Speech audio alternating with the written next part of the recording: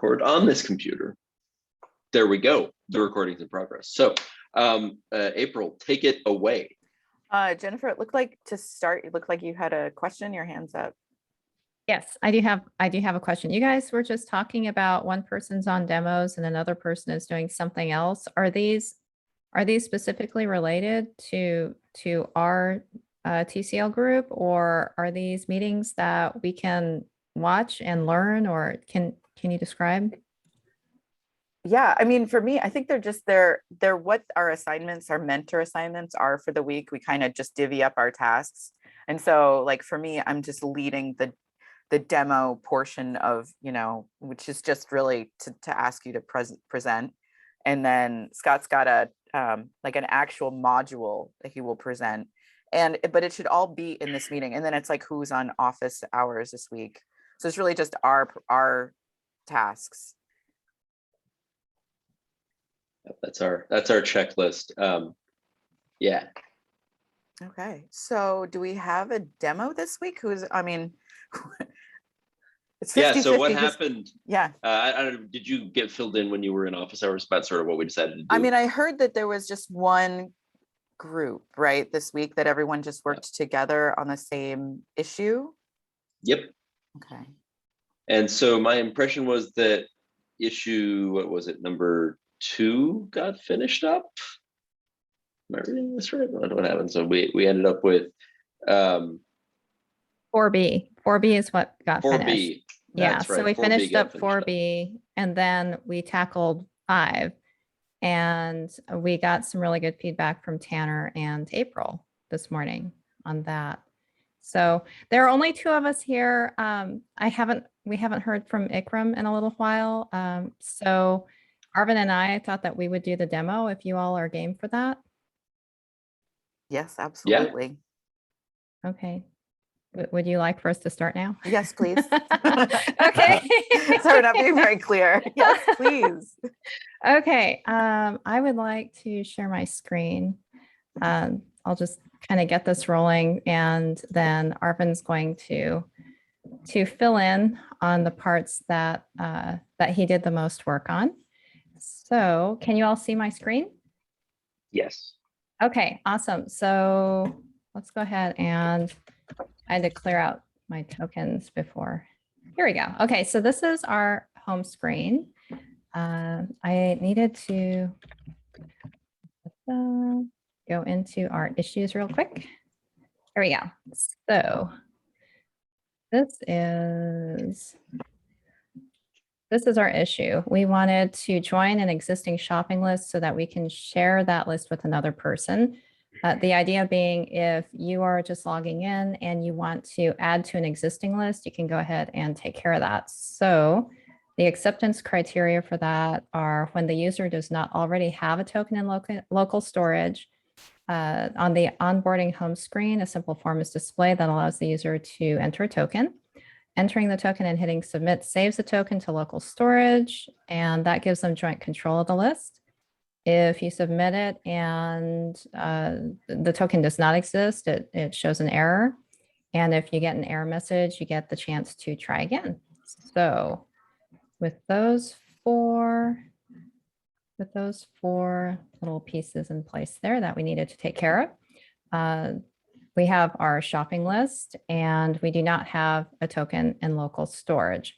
So the idea is we can either create the shopping list, or we can go ahead and join an existing shopping list. We're going to try to join the list, and we are going to enter an invalid token. So this token does not exist in Firebase right now.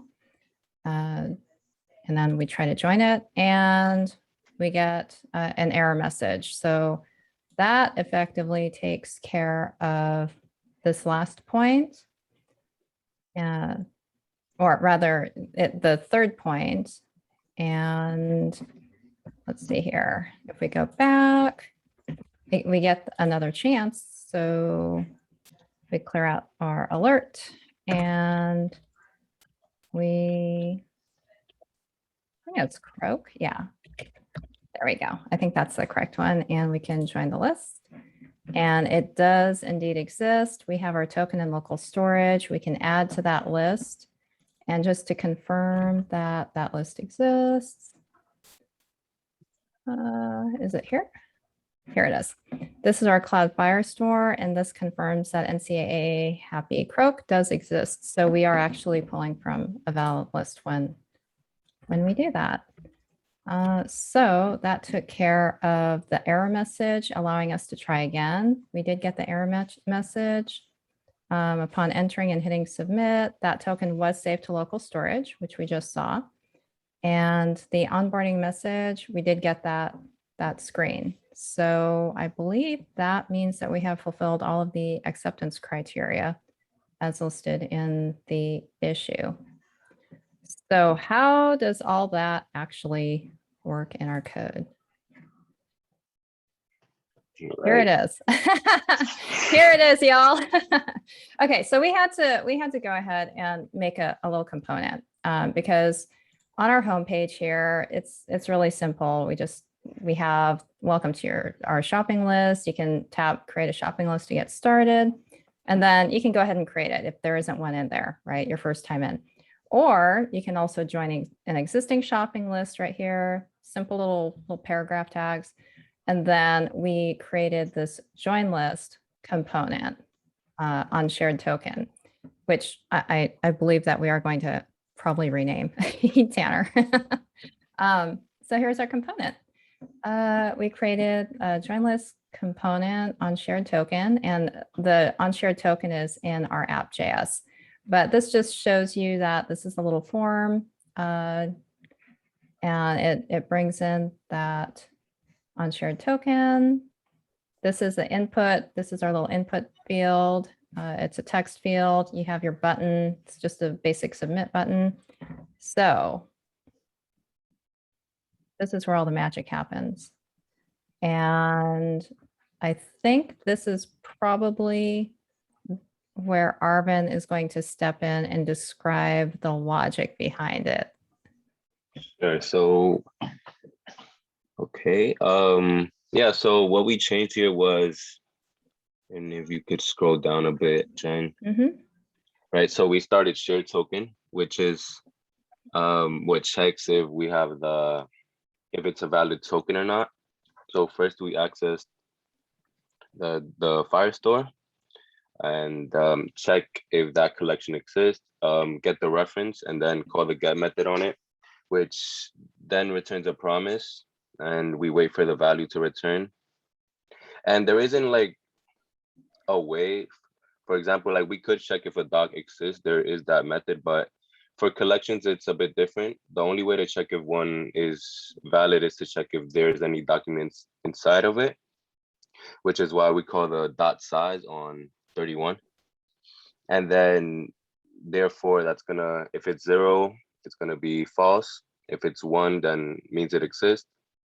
So then we go ahead and do the same thing we did in line on method create token, which is just to set the local storage and then set the state to the token. That console log was just to test it out.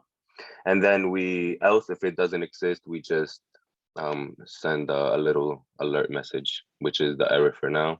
In the future, we're thinking about doing a component which just takes care of that and style it a bit different to look more like an error message. And yeah, we go down a bit more. We see that we passed the shared token to the home, right? Previously, we just had create token passed in on the on submit prop. And then for the on shared token is going to be used for the join list. So that join list could then, yep, perfect, thanks. Then join list could send the token to, since we're saving the token that the user types in the state of this component. And then on submit, we just send it back up to app and run the shared token method. And yeah, I don't think we made any other changes, right? The error, it's checking if it's valid, the alert. Yeah, that's pretty much it. Yeah, it looks Any really good. questions? Yeah, this looks pretty great. I have some questions like, what was like your biggest takeaway this week, like for each of you? Like something you learned or, something surprising. Yeah. I'll say for me, it had to be yesterday, right? Because we were struggling with, initially I had this collection exist helper function, Mhm. which did, check if the collection exists and then work with the promise, but I just didn't know how to, we were struggling with getting the value from the promise, Mhm. right? We tried async in a way and then just doing it with the dot dens, and then Jen sent me some documentation and we tried it all out. There's a on snapshot method, and then a bunch of code snippets which we got ideas from, and that's when we came up with, hey, why just not do a conditional inside the dot then it could take a function, and then that's what we did. And I'll say the biggest takeaway was, I don't know, read documentation. There's Oh yeah, that'll help you a lot.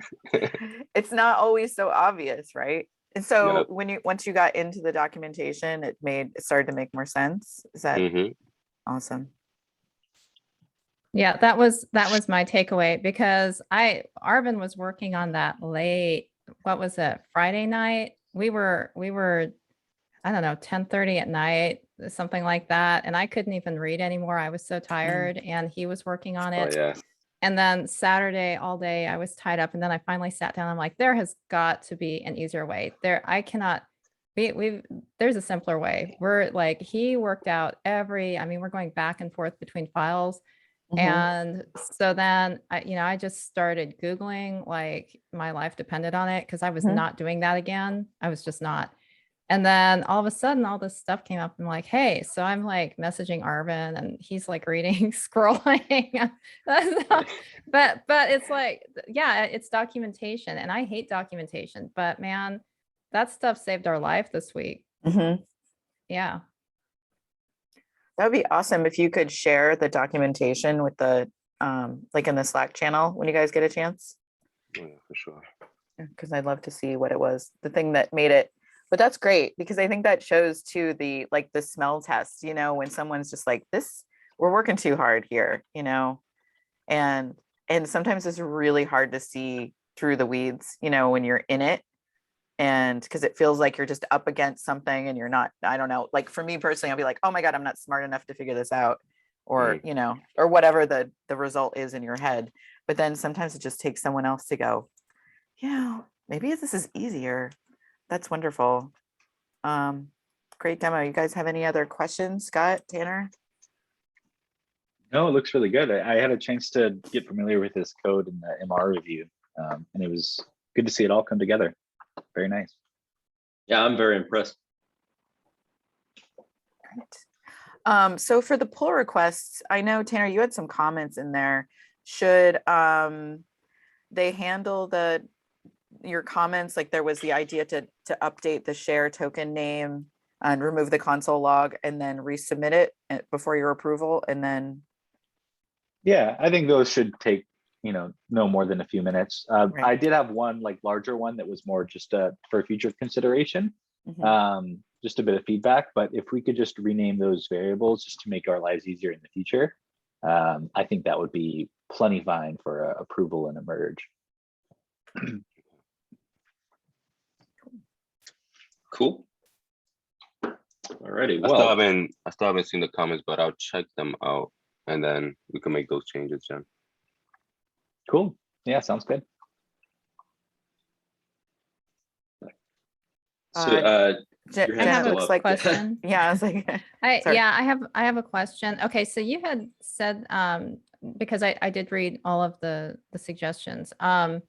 You had said that for the pull request, we actually don't want to just name the pull request whatever the branch name was, and that it should be a little bit more meaningful as to what, I don't know if it's what the changes were, or Can you elaborate a little bit? Because I'm not accustomed to doing a lot of pull requests. I've just done a handful in my life.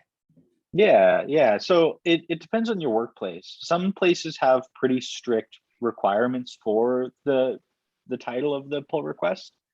Because you can imagine if you have a team of like 50 or 60 developers and you have to kind of weed through all the pull requests that they put up every day, it gets kind of unwieldy. And so sometimes there'll be requirements like, stick the part of the code base, in an acronym or something in the first part of it. But for our use case, something that just describes kind of what you did in a clear way, I think would be totally fine. So this pull request could be called like support users entering existing tokens or something like that, because I think it makes it a little bit more clearer than AF is JT join existing list, which does kind of get the point across, but I just think there could be a minor improvement there. And then again, that's mostly just for like feedback going forward. It's not the end of the world because we only have like a couple pull requests up each week for this project, but just something to keep in mind for when you land that first gig or if you contribute to open source projects in the future. Okay. Thanks. That's good. Oh, we also had another question about, so is it used that co-author thing when you're doing the commit message by GitHub when you enter the name of your peer programming partner and their GitHub email? Like, is that used in the workplace?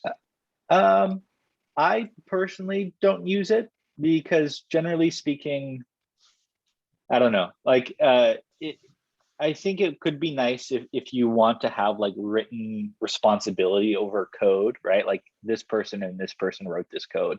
But in the places that I've worked, there's kind of a shared responsibility over all of our code. So like I might have wrote it, but then 3 people reviewed it. And so it's kind of our responsibility to make sure the code works and it doesn't introduce bugs and stuff like that. And so I think I usually haven't seen it, but it is nice from like a mentor's perspective to know who contributed. So I really like seeing them in your work because I know kind of, I get an idea of kind of who wrote this code. And in this case, Jennifer put up the MR, but it was nice to see, the commits kind of reflect a bit more of that. Because I see Arvin, you have commits pushed up to this branch too, which is also totally fine. If you're working kind of asynchronously, yeah. Yeah. Great, Yeah. thanks. I would agree with that. And I would also say that even as I'm about to give the pair programming learning module, it's actually, I haven't worked at a lot of places that do pair programming like explicitly. It's more the kind of thing where you'll kind of informally, at least in a lot of developer jobs I've had, you might be assigned to do something and like there's a business outcome that's assigned to you. Maybe you haven't done that kind of thing before, or maybe you're really expert at that kind of change and you like will pair with someone to teach them about it, or you'll pair with someone to learn about how they solve the thing. We'll talk about that more in detail, but like, rarely do I see branches named that way in the wild. But it's really helpful for us, so please keep doing it. Yeah, so anyway, with that, I guess, or first of all, I guess, are there any other questions before we jump into the learning module?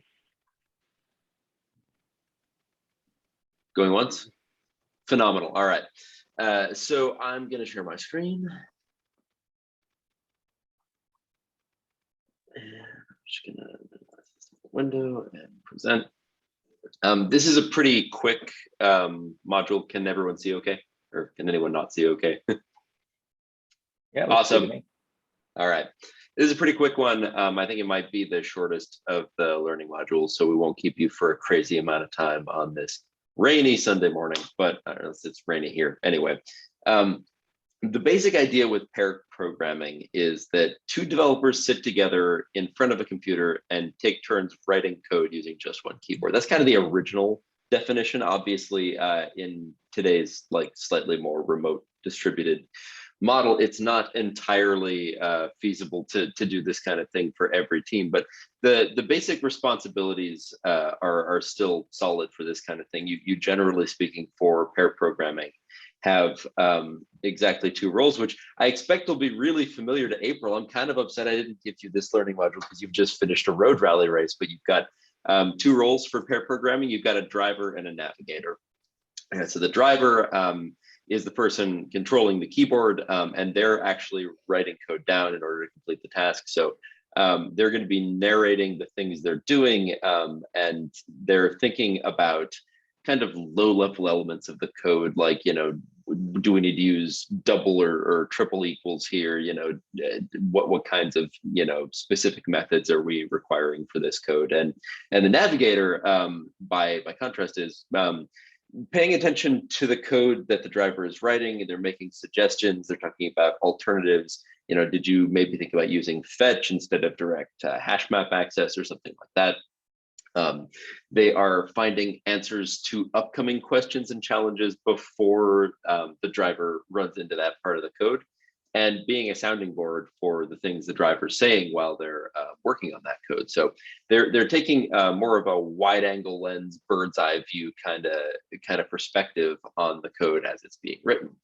And so in this division of responsibilities, you have one person who's like I said, doing the mechanical work of really writing code and thinking hard about how to implement some specific thing they're working on. And the navigator, on the other hand, the other person is contributing this ability to think maybe more, I guess, kind of in a more abstract way about what's being done by this chunk of code, what's being done by this entire module. Are we doing this the right way in the first place? And they're also acting as a really good kind of call and response section for when the driver runs into a problem, and this can kind of help divide things up really nicely. And in fact, I found this works just about as well remotely as it does in person, which is one of the few things that's true of, I think. But so in our distributed world, pairing remotely, this is very doable with just tools like Zoom. So it doesn't take much of a setup. In fact, you're already probably doing a lot of this kind of thing now, but basically you hop on a screen share. The driver's the one who's sharing their screen and coding, and the navigator is able to provide feedback and ask questions. And so in general, it's really good when you're doing this kind of work to have the driver, maybe push up some commits and have the navigator pull that code down locally and start running things. In this capacity, you're going to be able to test stuff while you're writing it. And there's a fine balance to be struck here as well. I think it's important to mention between looking at the code as the navigator while the driver is actually writing it.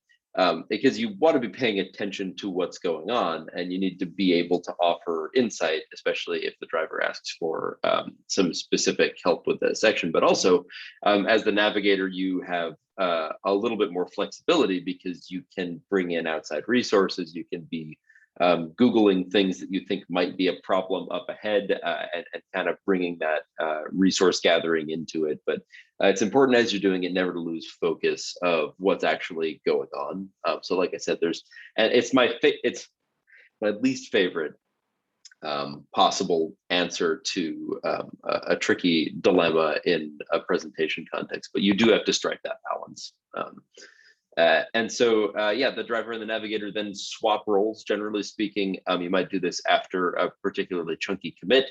You might plan out in advance where you want to do the swap at some point, but then you just kind of rinse and repeat like that. And it's, like I said, there's no technique to it really, except for finding that really strong balance between doing sort of good micro level work and getting feedback on that versus like having your navigator check out stuff that's relevant, check out alternative approaches, and do a bunch of kind of abstract thinking that goes a little bit too far, maybe outside the box. But once I think you find that, which you generally tend to do through practice with any two particular people, it's just a really powerful workflow that takes almost no tools or extra knowledge whatsoever.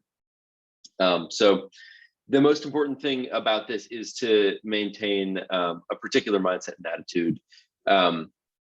It's an exercise in sharing your Legos. So it can be more efficient to go through with your pairing partner's idea, for example, than to argue about approach.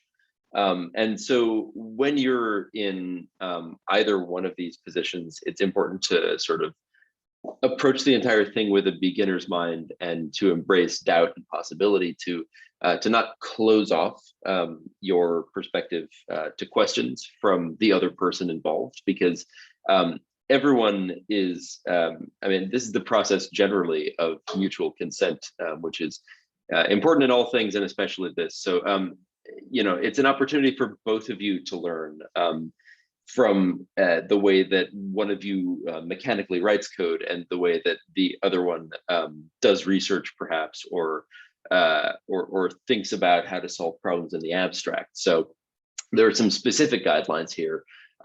Drivers, it's a really good idea for you to get agreement and consent on the code that you want to write before you actually put it all down. And for navigators, it's really important to embrace a questioning mindset rather than telling the driver they're doing something wrong. Although these are general guidelines. Obviously, if you see a typo, you should point out there's a typo rather than asking questions about the typo, unless the typo actually isn't a typo. This is this particular train of thought is brought to you by the fact that I am on about a third of a cup of coffee this morning. So sorry about that. But sometimes typos aren't typos. As for example, if you're new to Ruby, you might not realize that you don't need parentheses for method calls, or that function calls can have punctuation like exclamation points and question marks that make it look like pseudocode, and they may appear to be typos. So again, always, I think embracing a beginner's mindset can help you to be a good partner to your pair coding partner, to either a driver or to a navigator, and treat everything as an opportunity to learn. In general, it's not about teaching or mentorship, especially in the context of the Collab lab. But I do think it's really important once you get into the real world, you to see these as occasionally opportunities for teaching or mentorship. That can be part of it, but here we're approaching this from an area where you all have really similar levels of expertise.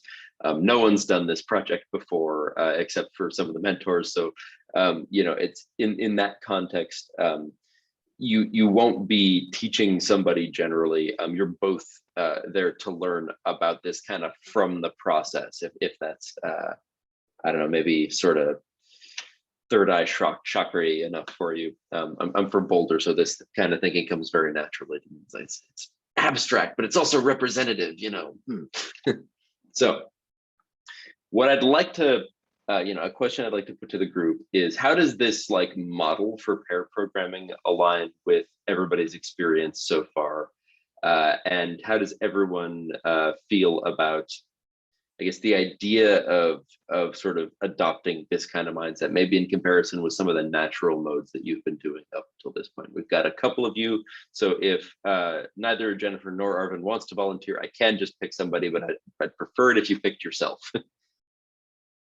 Well, I'll say something that I do agree with it, especially the fact to, just ask before, as a driver, I say, to ask instead of just typing it out. I am guilty of just typing it out without asking for any consent. So I apologize, Jennifer, if I haven't listened to your opinions or ideas or different approaches, but I'll definitely keep that in mind for future peer programming sessions. Right Arvin, that's so funny, because I was just going to raise my hand and say that I think you're a natural driver. I mean, I think people fall into roles, and I've done pair programming with some other people on different things. And then for a while I was streaming, and then I would have help from chat. And so they were kind of navigators and helping me work through code wars. But I feel like some people are probably more natural at driving, especially if you feel more comfortable with the issue that you're working on. And so Arvin was very, very comfortable, and I was so happy that he was comfortable, because I was not. So that's why I was happy just sitting back and then just putting in my 2 cents every now and then. But yeah, I think pair programming is great in that it is about learning, and the idea that I can't just sit back and let the driver do all the work. Which it was late. It was late, Arvin. I'm sorry.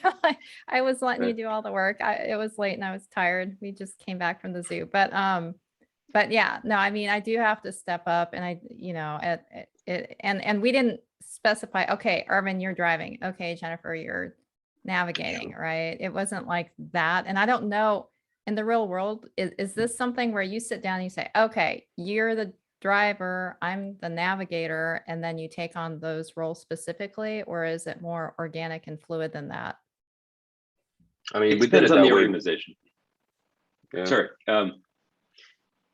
Yeah, it can be really useful to set those expectations. And again, I think in the real world, people don't do like probably the best version of pair programming all the time. And many times you just need to get two people looking at the same set of code and kind of knock out a solution, which can lead people to fall into roles very kind of passively. Just someone's going to do the thing, and it's probably the person who just like says, right, I'll share my screen first. That's been my experience in the real world. But I do think, it tends to be driven, in my experience, by whoever knows more about the thing or is just more senior, which doesn't really jive with the mindset that we're trying to go for here, which is that like two people can pair on something at very similar levels of knowledge and experience, and neither one of them has to do it as like the mentor or as the teacher, because like I think that just ends up looking like you're lecturing them on coding if you're sort of just driving and talking and not really taking input. So, but I think both people need to be involved. Neither one of these is like a passive role. They're both active, just in different ways.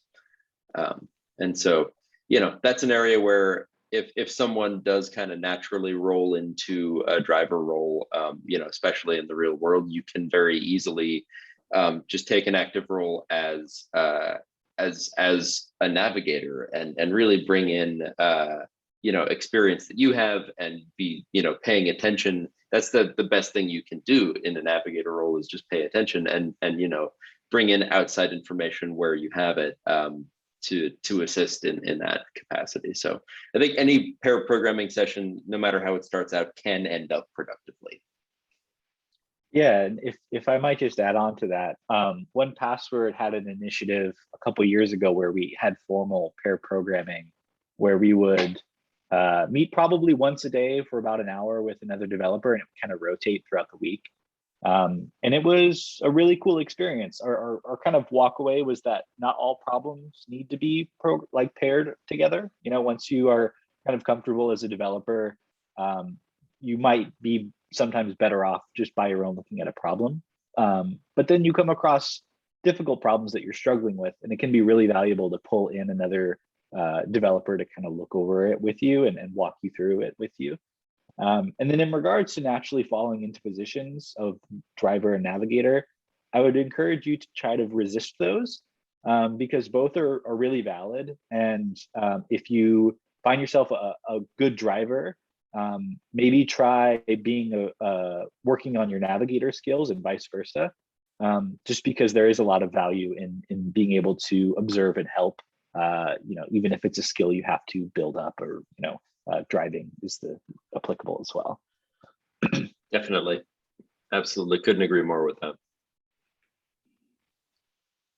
All I think that's actually it for pair programming. We have a number of links. I will share all of these lists. I'll share the whole slide deck. I'm sorry, my brain, it's gone. I don't know how this happened. It's where is my mind after all? So I'm going to share the link to this presentation in our Slack. We'll copy this link, and I'm going to stick it right in here if y'all can still see this, which is kind of an oops because I had some emails open there, but it doesn't matter. Anyway, that will conclude the learning module for today. I'm hoping that you'll have a fantastic time doing some pair programming going forward, and that you will feel free to ask us questions if things come up, especially in office hours this week. We'll definitely want to get together and talk about how your experience has been. So we'll be doing a checkup on that midweek, and we'll also talk about it again during our next group sync next Sunday. So with that, I believe, Tanner, you're on issues. That's correct. Yeah. So we've got a couple issues coming up. And I think I just kind of need to know when Manon is coming back and what Ikram's availability looks like. Because as much as I would like to divvy out like two like we usually would, I'm just not entirely sure what their schedule is looking like this week. Does anyone know when Manon's coming back from the Bahamas by chance? I think she probably said it, but I don't remember. I also don't remember. Okay. And then just out of curiosity, Jennifer and Arvin, have you been able to work with Ikram despite her Slack hangups, or? Yeah, Okay. we met up Okay. with Ikram, I think 2 times, right, Jen? Or 1? Yeah. I think in the past 2 weeks, I was able to meet up with her once. And then as a group, I think we met up with her twice. And then she joined for office hours. But I think that was on her phone. So Cool. Okay, so Yeah, I she just want to said, make sure. I'm looking at the post that Manon put up, and she said that she will be available Monday the 25th, so tomorrow. Okay, cool. Oh, awesome. Cool. So then let me just, I should have had this up, but I need to find that list of who is pairing with who. Let me see if I can find that, just so we keep the party rotating. Does anyone happen to have that up by chance as I scramble? The what? We just have a list to make sure everyone like gets a fair shake, or like everyone pairs with everyone equally, just so we can get make sure everyone's rotating correctly, but I can't seem to find it here. Do you know where we wrote that down, Scott? Let's see here.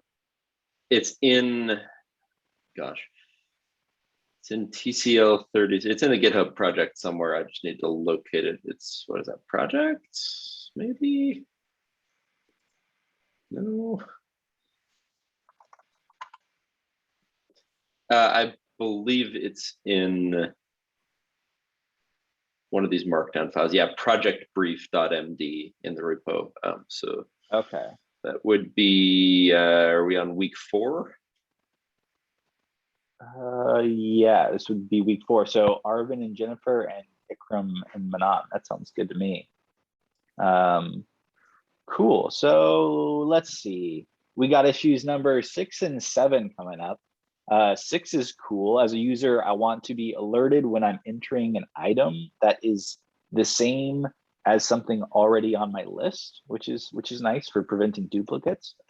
And then number 7, as a user, I want to see a welcoming prompt to add my first item if my list is empty. So kind of like a user experience improvement there.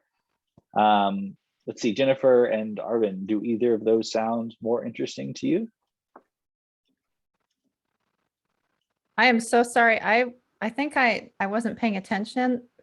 Did we break down who's on? But I'm so sorry. Yeah, I was looking at the issues. No worries. Yeah, it's gonna be you two, Arvin and Jennifer, on the same issue together, and then our other 2 collabs. I'll reach out to them on Slack and hopefully get a hold of them that way.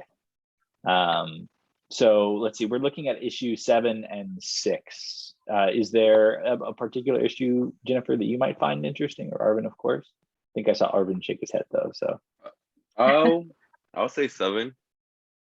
That sounds 7 a little bit sounds more challenging, I guess. I knew you were going to say that, Arvin. I knew it, because number 6 is like a natural extension of what we've been doing for the last ticket. So I knew that you wanted to switch it up. Okay. Cool. So I will assign you 2 to number 7 then.